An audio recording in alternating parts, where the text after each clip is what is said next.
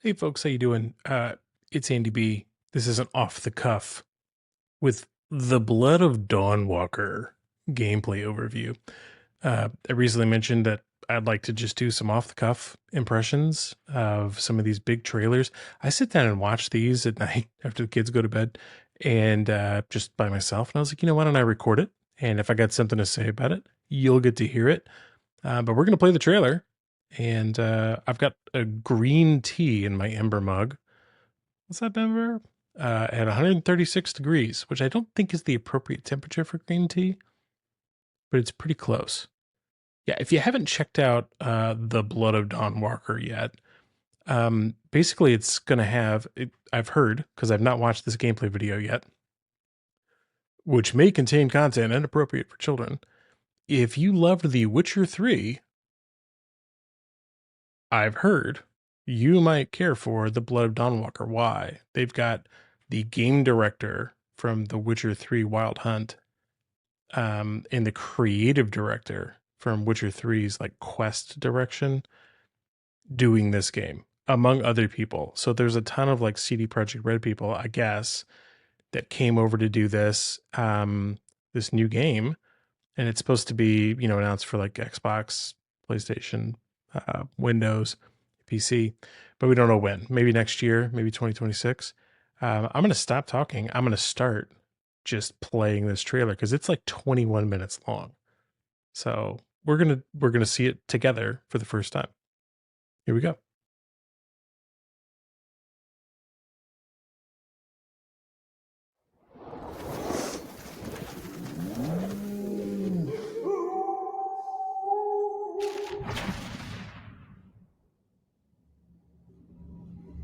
It's a good name for a studio, I think. Rebel Wolves.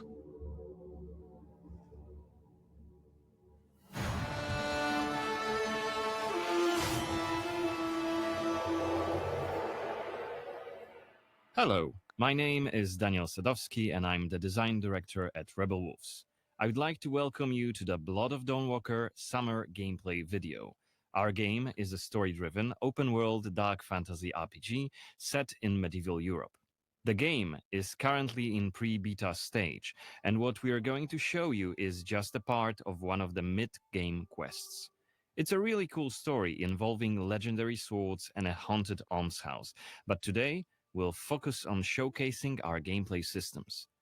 We're starting on the outskirts of Svatro, the game's largest city and the capital of Vale Sangora.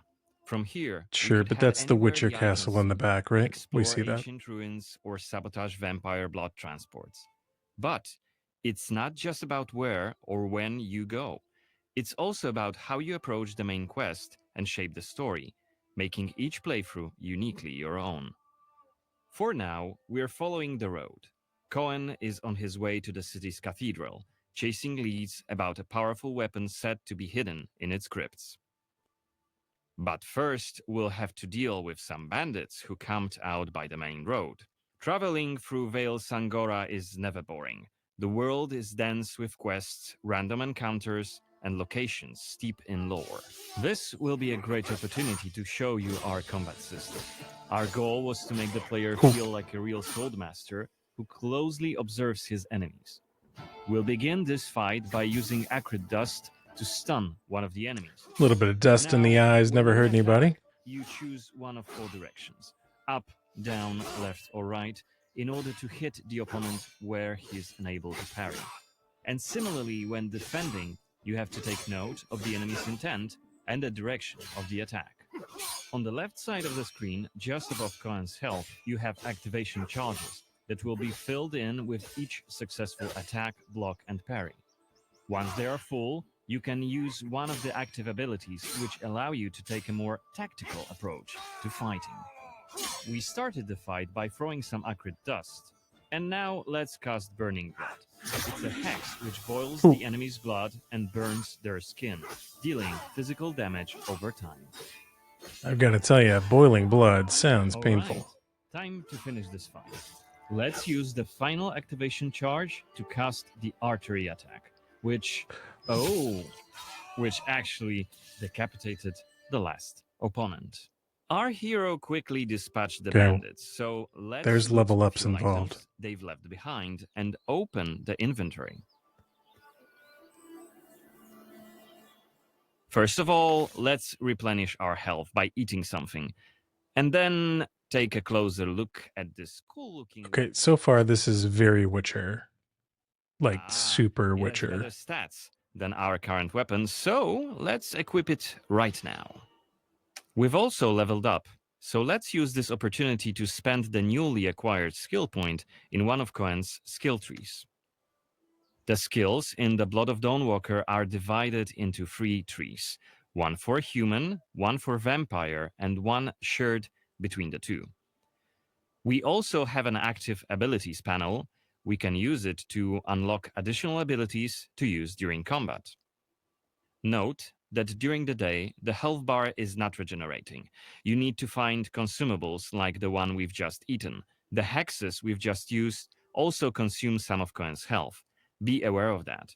The way our magic system works, there's always a price to pay for manipulating reality. But we can make it sting a bit less. Let's level up the frugal witchcraft skill, so next time we'll cast a hex, it'll consume fewer of Cohen's health points. Now that we've wrapped up the encounter with the bandits, we can be on our way to get inside the city. Right now, Cohen hasn't done enough to ruffle the vampire lord's feathers, so the gods will just wave us through. But the more damage you cause, the more suspicious and aggressive they'll become. So when you play It the kind of game feels like yourself, The you'll have to Witcher decide with whether you some want to challenge the Ubisoft vampire's elements. We're going to authority, have or lay factions that low are going to get until you're mad. ready to strike and surprise them. It's even bigger than I remembered. And it's grander than before. They're putting in new stained glass. The Knyaz doesn't deny the old faith. Out of my face. This is the rich district of the city, Silberkreis. There's also Altenmarkt, Neustadt, and the Middens. Each of the boroughs has its own feel and character. Get your stinking ass out of here. I was just passing through, I swear. I got tired. I sat down and started begging. Looming high over the city is Brensis's castle, Greifberg. He took it over when he slaughtered the human ruler of the valley, Skender, as shown in the trailer we shared with you earlier in January this year. The big castle kind of looks like one of those Death Stranding, like deposits your porter package situation. We could do it right now if we wanted, but it would be super challenging. No more drink for you, my friend. Go home. Oh, let me. I just want to. Oh, let me in. You made a mess, and it's not that kind of inn. Let's check. There's a lot of towns nowadays, right? How's this one stack up? You're thinking about like you've got the all the new towns in like Kingdom Come Deliverance 2, which are big. The Witcher towns. Looks okay. Not only the vampires came out of the shadows. This Little creature empty. on the right is called an Uriash. Look around, especially at night, and you'll learn humans have lots to fear, not just the vampires.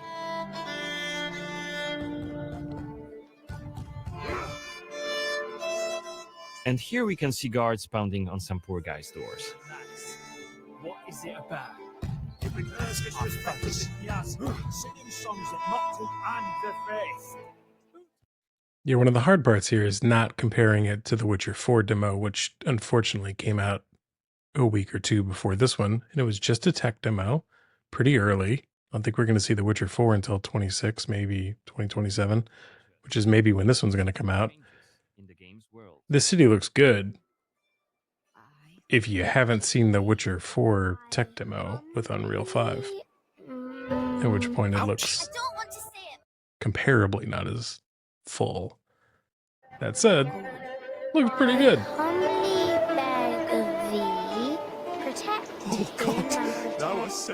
Okay, we are at the cathedral gates.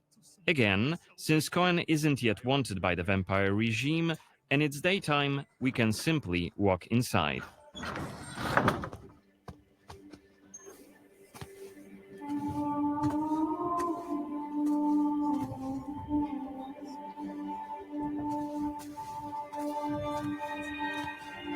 The baptism of a newborn is a solemn moment, doubly so.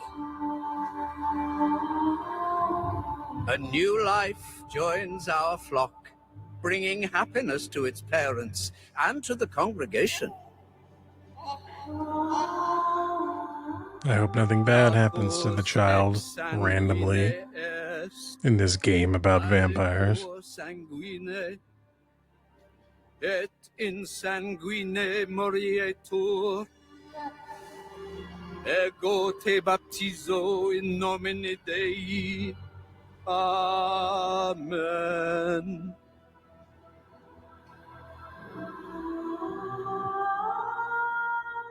He used to be such a nice tenor.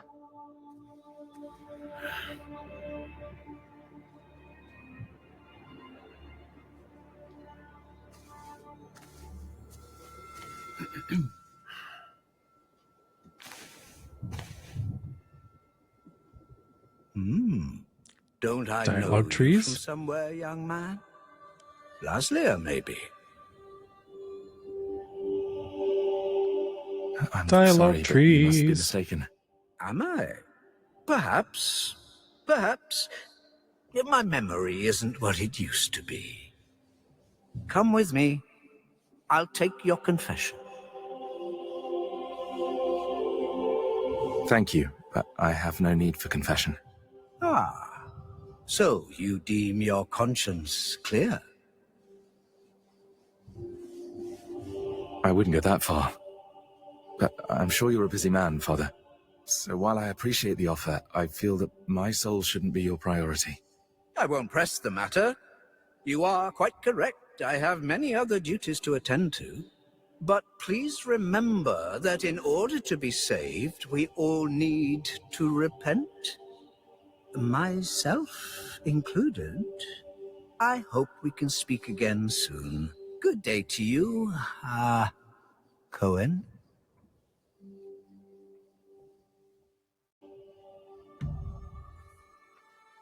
Okay. What we saw right here was just one of many cutscenes we recorded for the game, which smoothly transitioned into a dialogue scene. We use cutscenes to highlight key scenes or showcase interesting bits of lore. Like this blood baptism. Creepy, isn't it? The core feature of the Blood of Dawnwalker is the dual gameplay loop. Remember, Cohen may be a human during the day, but he turns into a vampire at night and has a different set of skills at his disposal. And this is just one variable that affects our quests. Depending on when you tackle a particular quest, what choices you've made earlier, whom you befriended, or whom you've angered, your gameplay and story experience will be very, very different. So each quest is a complex structure with multiple possible paths leading to the end goal. We maximize players' freedom and agency, offering you a narrative sandbox to play in. I wonder what secrets may be concealed up there, just beyond Cohen's reach. And how do we get there? It's impossible to do during the day, but come night, it's an entirely different story. Let us explain what we mean by taking our current quest as an example. During the day, we got inside the cathedral without any problems, since it's open for all to see and Cohen doesn't yet stand out from the crowd. The scaffolds, though, are outside of his reach. But climbing them won't be a problem for the vampire, who has many more exploration abilities at his disposal. Bear in mind, Let's Cohen do hasn't vampire completed stuff. the quest yet. What's more, there are still a few clues to be found in order to solve this story. It's worth mentioning that narrative sandbox also means that we may completely abandon this quest and follow a different path to defeat Brensis. For today, we're focusing on the gameplay part, so let's see how we could tackle this particular quest during the night. We're starting right after dusk, as a vampire, on the rooftops of Svatro. Right now, we have 22 days left to complete this goal. This counter is always displayed and you will be warned each time it's pushed forward. So you have to be aware of the time, and it's more of a resource you will be spending than a racing clock. And plus, it's not As a real vampire, you'll see time. and experience the world from a different perspective. You can travel quickly and easily access places beyond the reach of regular humans. Let us show you what we mean. This is Shadow Step, a unique I think the big thing would be is if this is like a Dead Rising setup, right? Where the clock's ticking down, but he says you spend time as a resource. So it must be like a focus mode. I'm done, for the night. Give me daytime again because I can't progress any further. Of interest and loot. And there is something right here. This time it's just some items to grab, but on other occasions, who knows? You might come across a hidden quest. Looks like our health is quite low. This is because, as a vampire, your health bar also represents your hunger level, and you start each night thirsting for blood. Remember, you have to quench this appetite in order to make full use of your vampire abilities, and rein in your monstrous nature around NPCs. Otherwise, you may end up draining someone important, which may lead to unpredictable consequences. We'd better feed them. Maybe on someone who is standing all alone, like this drunkard. Let's grab him and use Voracious Bite ability. Unless you lose control due to hunger, you get to decide how much blood to drink. You can drain just a bit and knock your victim unconscious, or go all the way and kill them. And if you're adamant you don't want to hurt innocent humans, you can drink from animals and some other creatures. Finally, we are at the cathedral, but it seems to be closed for the night. It's interesting that you can control it, right? Unless you're too hungry. So that's a ticking time clock on the blood. That's for people who love pretending to be vampires.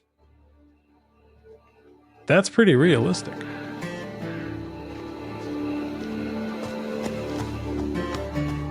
Shadow Step is not the only vampiric ability you're gonna learn during your playthrough. Cohen can also use Plane Shift to scale walls and even ceilings smoothly. No one's going going to notice that move. Every nook and cranny of the cathedral.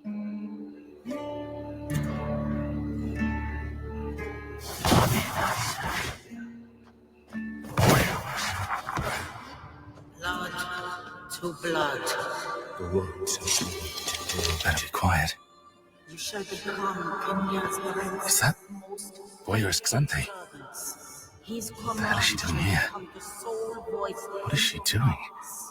Is that a ritual for the blood gods? Become your new family. You shall want for nothing. They're covering up the old paintings. Only Why? shall remain. One of the workers must have left it. Seems that the cathedral complex is quite big. The main building, cloisters, inner courtyard. The entrance to the crypt could be anywhere. Won't get anything done just standing around. It does look like they've got a timer towards moonrise, or through moonrise. Zoom in on and showcase key clues. This time we had a chance to learn more about the vampire's plans. Looks like they're keen to cover up the old frescoes, so that's something we could take a look at. This way we could learn more about the cathedral's past. Blood to blood. Looks like we aren't alone here. Underneath us, there's a group of blood gods. Soldiers hooked up on vampire blood, which makes them stronger. And one of Brances's vampire allies. It's Xanthe, the oldest vampire in Vale Sangora, and quite a powerful lady. Let's descend and check what's going on.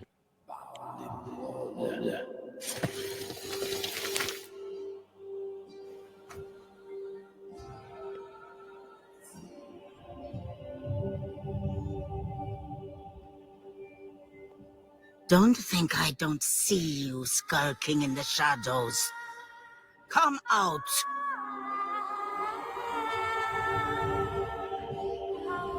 You're interfering with my task. Who are you? It doesn't matter. Very well. I don't have time for interruptions. Let us dispose of him. I really just need any time-based decision to have the Paragon system in it. I don't want to have to wonder. Just let me know if I'm doing the Cohen is Paragon using thing. his claws to attack when in vampire form. Blood guards are dual-wielding opponents. Their attacks are pretty strong. Of course, even when fighting with claws, combat is still directional. Don't worry, Cohen can still use his sword as a vampire. You can't live You hear that? You hear that Only after chanting? That's some defeating Witcher all three 3 of the Blood stuff. guards, Xanthi deems Cohen worthy of a challenge, and she descends to face him. She uses her blood control powers to cast a multitude of attacks, like her blood whips, that hit Cohen from left and right. Xanthi is protected by a powerful vampire ability. Once her stamina runs out, Cohen will have an opportunity to strike and deal some damage. But be careful, because Xanthi is quick to counterattack, and she will also try to restore her blood. Meanwhile, look at the indicator just below her health and stamina. It's a timer for the boiling blood skill that you've seen in the CGI trailer.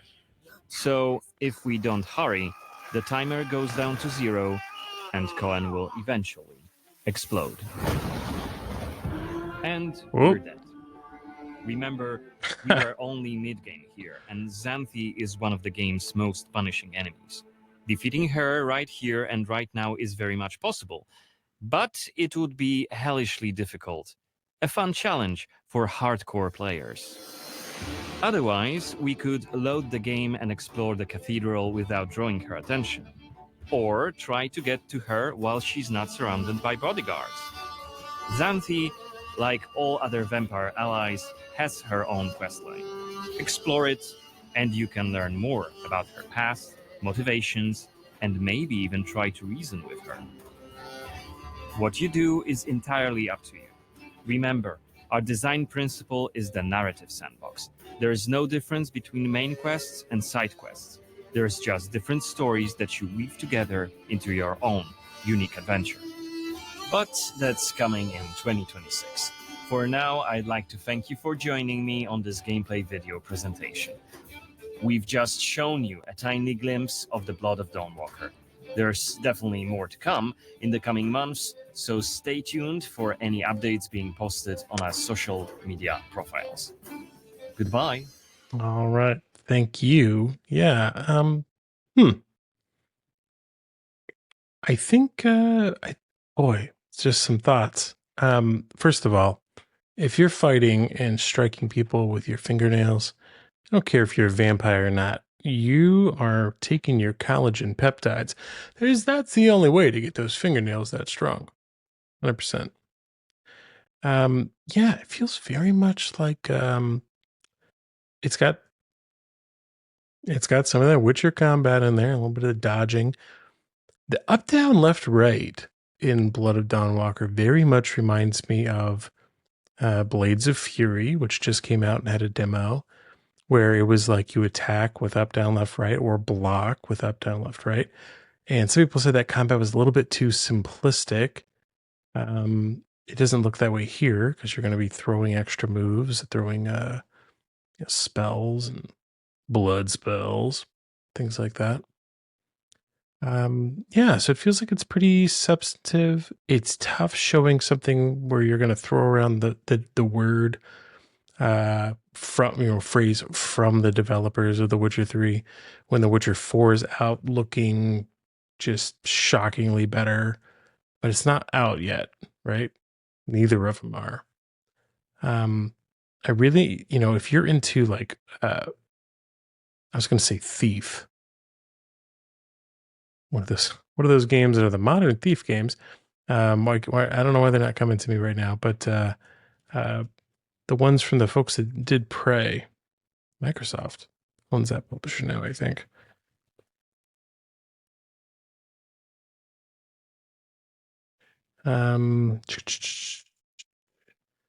Yeah, Arcane Studios Austin. That's right. So they did Prey, and what was the other games they did?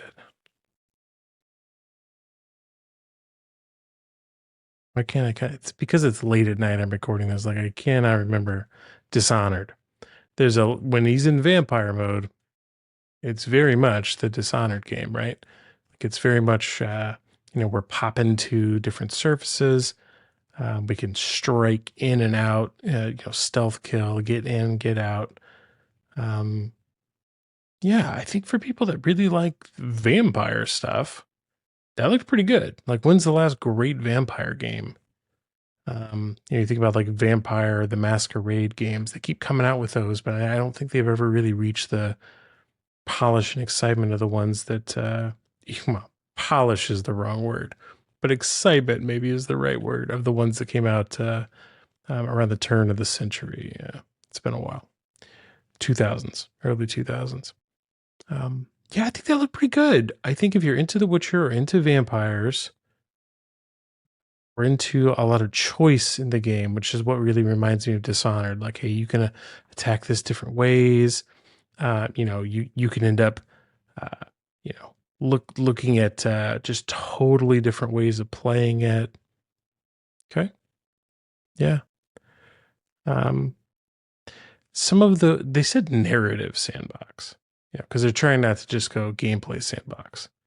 Because if you just go gameplay sandbox, you only get the people who are already super into like the Dishonored games, and they want the people that are into The Witcher to come along for the ride. And maybe they can thread that needle. I don't think we saw nearly enough story, but 21 minutes, how much story are you going to see? They spent a lot of time looking at the sky and doing these slow pans over the world. So yeah, they could have been showcasing like more quest options, more quest types. Yeah, so for me, I think like hey, here's what it's like during the day, here's what it's like at night. That's very interesting. Especially if you've got a way to like fast forward, but then they're ticking down the timer. So maybe you want to spend more time during the day, but you've only got 22 days or whatever to beat some quest. Yeah, that's kind of XCOM, right? Like, let me go do a side mission in XCOM to level up my crew, but I'm tiptoeing towards doomsday by doing so. Yeah, pretty interesting. Yeah, Blood of the Dawnwalker. Blood of Dawnwalker, excuse me. The Blood of Dawnwalker, Bandai Namco Games. Hey, thanks for hanging out with me, checking out Off the Cuff. It's kind of like a sidestep Andy B Show episode. Full podcast episodes for the Andy B Show come out on Mondays. So I usually record them on the weekends, and they always release on Mondays at like 11 Central on YouTube and Spotify. So thanks for being here. Thanks for checking it out. The Off the Cuff. I'm going to do these when they release these big videos. It's like, I'm going to sit and watch them. Might as well hang out and commentate on them a little bit with you. That one was so driven by the game director that was like, I almost felt bad. I don't want to talk over the guy. He worked hard to script that out.